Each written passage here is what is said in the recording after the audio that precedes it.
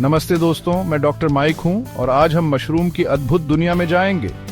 अब मुझे पता है आप क्या सोच रहे होंगे, मशरूम सच में? लेकिन मेरी बात सुनो। मशरूम एक फंगस है, लेकिन इसने ज्यादातर अमेरिकियों को इसे अपने खाने में डालने से नहीं रोका है। ये खाने में एक स्वादिष्ट उमामी फ्लेवर लाते हैं, बिना ज्यादा फैट, कैलोरीज या सोडियम डाले। रिसर्चर्स लगातार पता लगा रहे हैं कि कैसे मशरूम वास्तव में पुरानी बीमारियों को दूर रख सकते हैं और आपकी रोजमर्रा की सेहत को बेहतर बना सकते हैं। हम नेक्स्ट लेवल चीजों की बात कर रहे हैं। तो अगर आप मशरूम की शक्ति को अनलॉक करने के लिए तैयार हैं तो बने रहें, क्योंकि हम 7 अविश्वसनीय तरीकों के बारे में जानने वाले हैं जिनसे मशरूम आपकी सेहत को फायदा पहुंचा सकते हैं। आपको इनमें से कुछ पर यकीन नहीं होगा। चलिए शुरू करते। स्टडीज ने मशरूम खाने और कैंसर के कम रिस्क के बीच एक संबंध दिखाया है।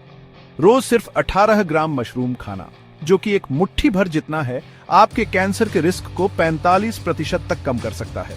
ये बहुत ज्यादा है।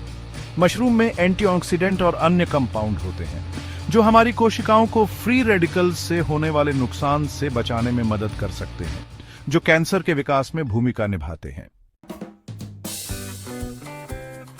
मशरूम आपको अपने सोडियम का सेवन कम करने में मदद कर सकते हैं। इनमें प्राकृतिक रूप से सोडियम कम होता है और ये खाने के स्वाद को बढ़ा सकते हैं। इसलिए आप स्वाद से समझौता किए बिना अपने खाने में कम नमक का इस्तेमाल कर सकते हैं। सूप, स्टू, स्टर फ्राई या सॉस में भी मशरूम डालकर देखें, ताकि उन्हें बिना अतिरिक्त सोडियम के एक स्वादिष्ट बूस्ट मिल सके। आपका दिल आपका शुक्रगुजार रहेगा। हाई कोलेस्ट्रॉल हृदय रोग के लिए एक प्रमुख रिस्क फैक्टर है, लेकिन कुछ प्रकार के मशरूम जैसे शिटाके मशरूम में ऐसे कंपाउंड होते हैं जो कोलेस्ट्रॉल के स्तर को कम करने में मदद कर सकते हैं। ये कंपाउंड शरीर में कोलेस्ट्रॉल के उत्पादन और अवशोषण को रोककर काम करते हैं।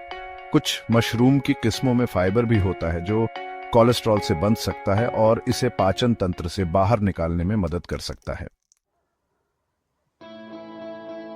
स्टडीज से पता चला है कि नियमित रूप से मशरूम खाने का संबंध उम्र बढ़ने के साथ संज्ञानात्मक गिरावट के कम जोखिम से हो सकता है। मशरूम में एर्गोथायोनिन और लायंस माने मशरूम जैसे कंपाउंड होते हैं जिनका न्यूरोप्रोटेक्टिव प्रभाव होता है। ये कंपाउंड दिमाग को नुकसान से बचाने, सूजन को कम करने और यहां तक कि नई ब्रेन सेल्स के विकास को प्रोत्साहित करने में मदद कर सकते हैं। मशरूम विटामिन डी के कुछ खाद्य स्रोतों में से एक हैं। इंसानों की तरह मशरूम भी यूवी लाइट या धूप के संपर्क में आने पर विटामिन डी का उत्पादन कर सकते हैं। अगर आप अपने विटामिन डी के सेवन को बढ़ाने का प्राकृतिक तरीका ढूंढ रहे हैं तो ऐसे मशरूम चुनें जो धूप या यूवी लाइट के संपर्क में आए हों। आपकी हड्डियां आपके शुक्रगुजार रहेंगी। मशरूम प्रीबायोटिक्स का एक अच्छा स्रोत है जो हमारे पेट में अच्छे बैक्टीरिया के लिए भोजन है। ये प्रीबायोटिक्स विशेष रूप से मशरूम पॉलीसेकेराइड लाभकारी बैक्टीरिया को पोषण देने में मदद करते हैं, जिससे वे फलते फूलते हैं और हानिकारक बैक्टीरिया से आगे निकल जाते हैं। अपने आहार में मशरूम को शामिल करके आप अपने पेट को एक स्वस्थ और संतुलित माइक्रोबायोम बनाए रखने में मदद कर रहे हैं। मशरूम ऐसे पोषक तत्वों से भरपूर होते हैं जो प्रतिरक्षा कार्य का समर्थन करते हैं, जैसे एंटीऑक्सीडेंट, विटामिन डी और बी विटामिन। ये पोषक तत्व मिलकर ये सुनिश्चित करते हैं कि हमारी प्रतिरक्षा प्रणाली अच्छी स्थिति में हो, किसी भी आक्रमणकारी से लड़ने के लिए तैयार हो। तो मशरूम की मदद से अपनी प्रतिरक्षा प्रणाली को मजबूत रखें। कैंसर के जोखिम को कम करने से लेकर दिमागी स्वास्थ्य को बढ़ावा देने और इम्यूनिटी को मजबूत बनाने तक मशरूम आपके खाने में नियमित रूप से शामिल होने के लायक हैं। किचन में क्रिएटिव बने, चाहे आप उन्हें लहसुन के साथ सौटे कर रहे हो, उन्हें सूप और स्टू में डाल रहे हो या उन्हें अच्छी तरह से ग्रिल कर रहे हो। मशरूम का आनंद लेने के अनगिनत तरीके हैं। स्वस्थ रहें और अपने मशरूम का आनंद लें।